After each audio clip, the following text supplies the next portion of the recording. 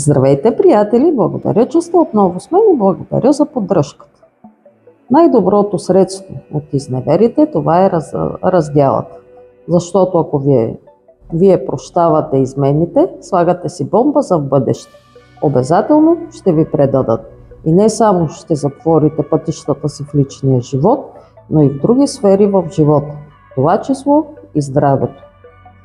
Но разделянето не се приема от всеки. Малко са хората, които са готови да изменят кардинално своя живот. Има много лесен и мощен ритуал, който такива измени може да ги прекрати. Този ритуал се прави сутрин, не се съобразява с фазата на луната. И така, какво е нужно? Между мъжа и жената има такава тънка енергийна връзка, така да го наречем канал.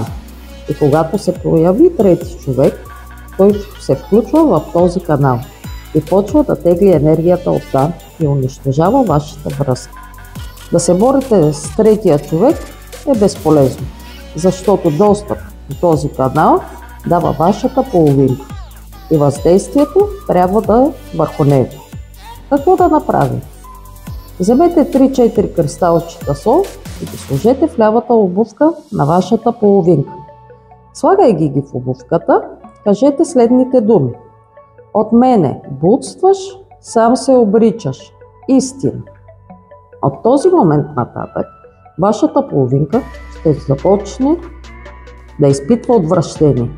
Само да помисли за нещо такова, ще му става зле, ще му е неприятно. Тази излишната връзка ще се затвори.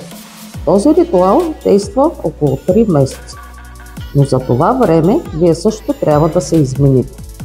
Повече уважение към себе си, повече любов към себе си. Защото отсъствието на тези неща също отслабва енергийната връзка между мъжа и жена. Ето такава проста и ефективна практика, приятели. Благодаря и довиждане до следващия път.